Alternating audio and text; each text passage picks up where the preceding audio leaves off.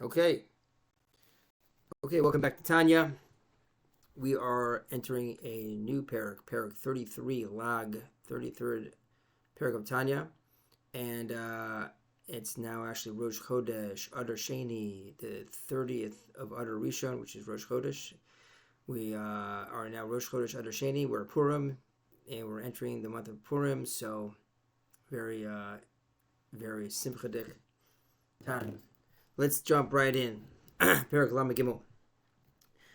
Odzos, furthermore, Simchas HaNefesh, there will be the joy of the soul, Amitis, the true joy of the soul.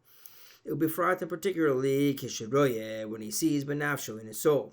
Be'etim, Bezumanim, at particular times. Shitzarach Lizchacha, he wants to sort of clean up, La'ira, and to illuminate. But Simchas Levav, in the joy in his heart. If he wants to give himself a better spirit, Azai, then he will deepen in his thought, and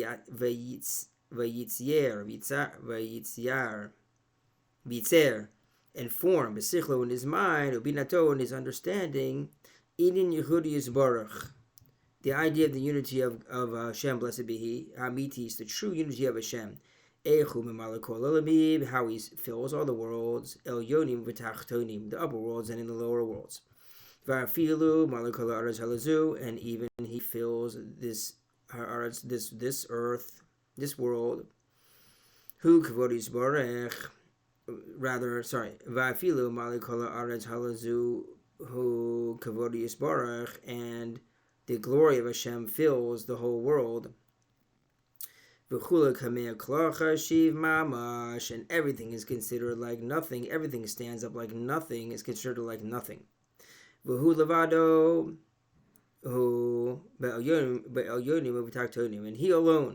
he alone is in the upper worlds and the lower worlds, mamash, literally.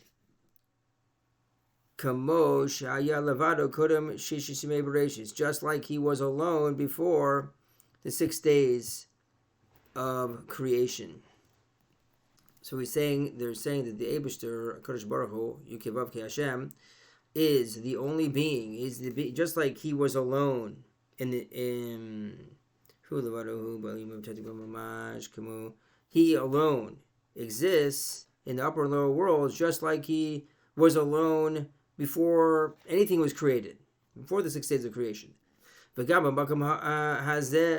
also in this very place, that is created in it, this world, the heavens and the earth, and all their hosts, he was alone, filling this place,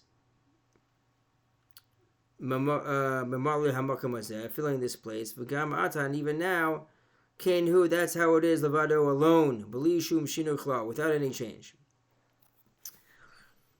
So, without any change, klal at all. So he's saying, consider that it's only him. It's that basically Hashem existed before he created the world, and he is exactly the same after he created the world. In the very place where we're standing in this created world, he alone exists in the same way, alone then and alone now. The world makes no difference into the fact that he is alone. And that's kind of interesting to ponder. And all the creations are nullified to him in their existence literally. They're like nullified, like nothing. Kapitul otiot adibor, like the nullification of the letters of speech. V'hamachshava, and thought, b'mkoiram, in their source, v'shorshan, and source, another word for source, in their source and root.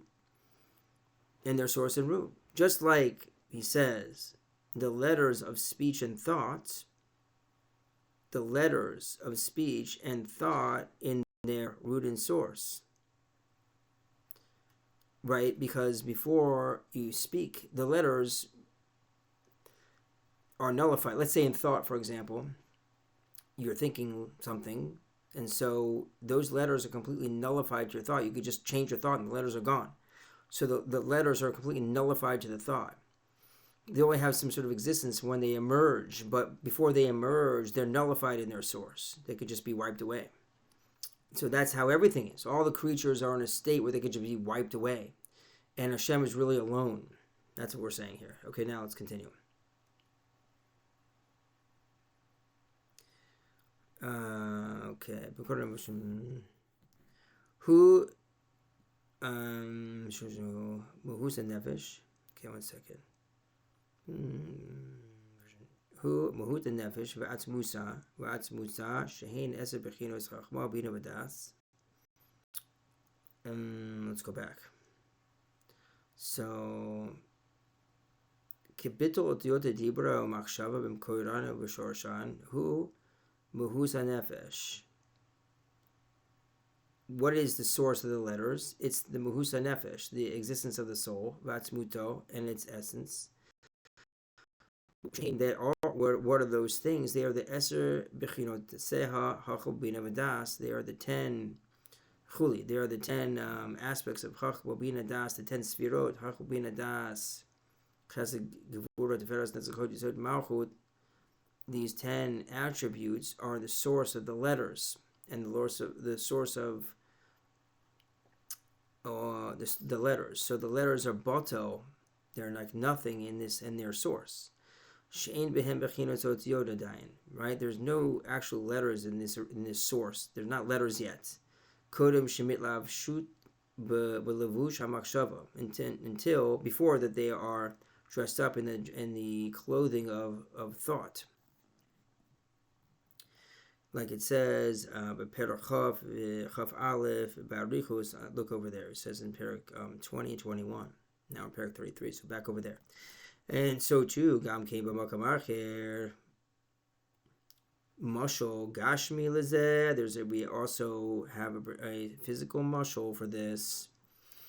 Me'inin Bittul Ziva V'Or Shemesh, like in the bittul, the nullification of the ray and the light of the sun, the ray and the light of the sun, Bimkordo, in its source, in the sun.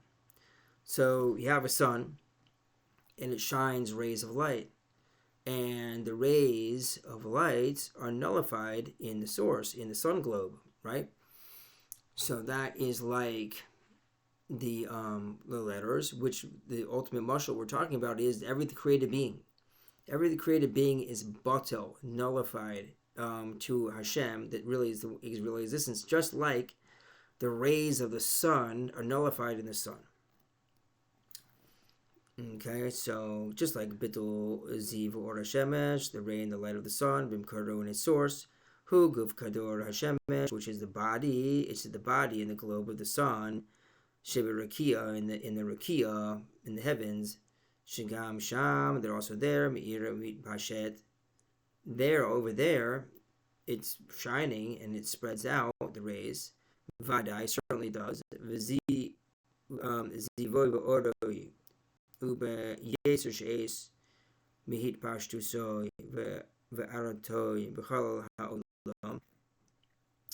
It's certainly shining over there in the heavens in a stronger way than it is expressed in the world, but Shisham over there, who it's nullified in its existence. Bimkardo in its source, and over there it's like it doesn't exist.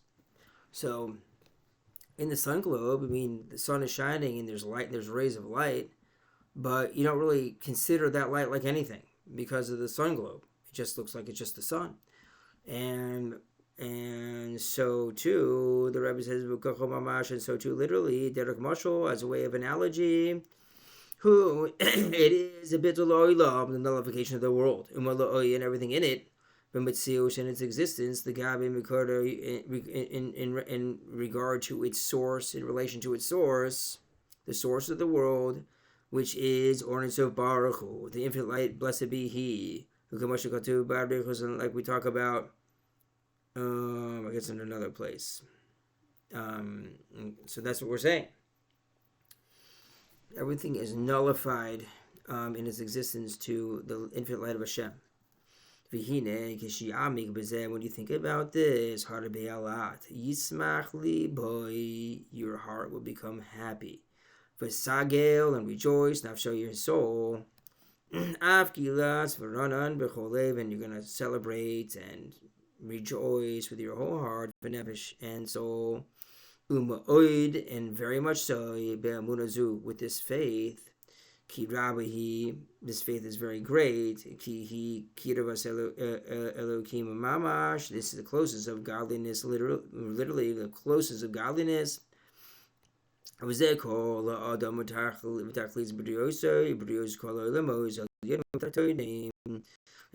is the whole man and the purpose of his creation and the creation of all the worlds, the upper worlds and the lower worlds. To make for Hashem a dwelling. This world, a world a dwelling, in the lower worlds. To make for him this dwelling place for him in the lower worlds. Like it says in another place. So how does this make this a dwelling place for Hashem? Because it's a dwelling in you. So when we consider how everything is naught, everything is just nullified in its existence in relation to Kadosh Baruch Hu, that he is the same now as he was before, and he was just the same God that before the world was created, and then after the world was created, and the world makes no difference in him, and everything is nullified to him, like the rays of the sun in the sun globe, to that degree of nullification of nothingness. When a person, Alter Rebbe says here, deepens your thinking in this, you will become very happy and you'll feel close to Hashem. And that's the purpose of everything, to make a dwelling place for God in the lower worlds, because by considering that how Hashem is everything, we enable Hashem to live down here with us. V'hinei kama gedola simcha hadiyot v'shafal anashim. And behold, how great is the joy of a simple person, v'shafal anashim, and a low person, behid karvuto lemelech basar v'dam, when in his closeness to a king, a physical king, a basar v'dam, an actual physical king, hamit achsan v'dar itoi, who accepts his hospitality and lodges under his roof. Okay, meaning the lowly man lodges with the king. Imoi, itoi imoi, babesoi, in his house. Kal v'chomer. So, right, let's say a person, a regular man, a low man, a simple person, regular person, is brought near to a king of flesh and blood and accepts his hospitality and lodges under his roof. Wow. That will give someone very big joy. Now the Rebbe is saying, how much more so Le'enketz, to an infinite degree, the kiravas v'diras melech malchim lachim HaKadosh Baruch Hu, is the joy in abiding nearness of the Supreme King of Kings, the Holy One, blessed be He. Like it says, Ki mi hu zeh asher ar erev liboy legeshet elai num Hashem. And it is written, for who is this that engaged his heart to approach unto me, said the Lord. Yirmiyahu. So, continuing. And on this, tiknu litain shavak v'hodi lishmo yisbarech b'chol boker v'lomer ashrenu matav rokenu v'chuli. And on this, I guess on this closeness of a Kadosh Baruch Hu, tiknu was established litain shavak, to give praise and thanks to His name, blessed be He. Every morning, saying, Ashrenu Matav Okenu, how we are praised and happy, how happy we are, how good is our portion of Chuli. And how beautiful is our inheritance, Klomar, meaning to say, Just like a man rejoices in an inheritance which fell to him, hoin atak shlo amaboy, let's see, an immense fortune for which he had not toiled. Shlo amaboy kain v'yoser mekain le'in gates. So too, and more than this, to an infinite degree more than this, there is for us to rejoice. On our inheritance, which we inherited, which our forefathers inherited, which we rejoice over our heritage that our fathers have bequeathed to us, namely, who Yichud Havaya Amiti, the true unity of Hashem. Asher afilu be'eretz mitachas ein od, even in this world below, ein od, there's nothing else, milvado, there's nothing other than him. Wazuhi dirato b'tachtonim, even here on the earth there is nothing else besides him alone, and this is his abode in the lower worlds. The Hashem chooses and lives down here in this world. This is what our rabbis of blessed memory said. Okay, sorry, 1 second. Okay. This is what our rabbis of blessed memory said. 613 commandments were given to Yisrael. Come, Habakkuk can base them all on a single one. As it is written, the righteous shall live by his faith. That is to say, as if there had been no more than one commandment, namely faith alone. For by faith alone he will come to fulfill all the 613 commandments. In other words, when his heart will exult and rejoice in his faith and in Hashem's unity and perfect joy. As though we had but this one commandment, this only one commandment to recognize Hashem's unity and it alone were the ultimate purpose of his creation and then of all the worlds, then with the force and vitality of his soul, which are generated by this great joy, his soul will ascend ever higher above all internal and external obstacles, which hinder his fulfillment of all the 630 commandments. That's very powerful. So it's like everything is just based on one thing alone, Emunah. And the Emunah we can acquire by the foregoing contemplation, that everything is nullified and really the only thing that exists is the Eibishter. This is the meaning of the world, shall live by his faith, with the emphasis on shall live. As at the resurrection of the dead, by way of example, so will the soul revive with this great joy. Wow, this is the meaning of the word shall live by his faith, with the emphasis on shall live, like Tchias Amesim. Your soul will live, like it's getting resurrected. That's the degree. It's like getting resurrected with your contemplation. So will his soul revive with this great joy. This is a double and redoubled joy, for apart from the joy of the soul apprehending the nearness of Hashem and is dwelling with him, he will doubly rejoice with the joy of the Lord and the tremendous gratification rendered to him by virtue of this faith, whereby the Sitra Achra is verily subdued in darkness is changed into light. The darkness of the klipot of this corporal world, which obscure and conceal his blessed light, until the end, as is written, he setteth an end to darkness, which refers to the end of days, when the spirit of impurity will be banished from the earth, and the glory of the Lord shall be revealed, and all flesh shall see together, as will be explained later, particularly in the diaspora, where the atmosphere is unclean and filled with klipot and Sitra Achra. For there is no joy before him, blessed be he, like the light and joy of the particular excellence of the light that comes out of darkness. This is the meaning of the verse, let Israel rejoice in his Maker. That is to say that everyone who is of the seed of Israel should rejoice, be happy in the joy of the Lord who is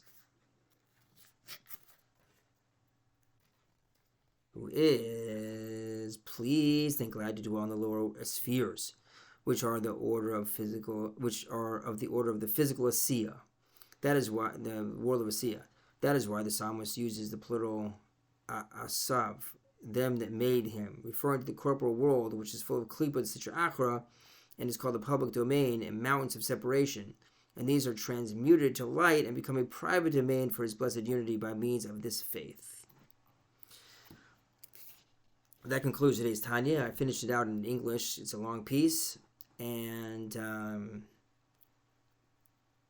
maybe we'll make a second video, and I'll continue and say that in Ivrit. But that was you got the gist. That's the point. Beautiful piece today, and good Chodesh, and may the darkness be turned into light. Now, Chaim.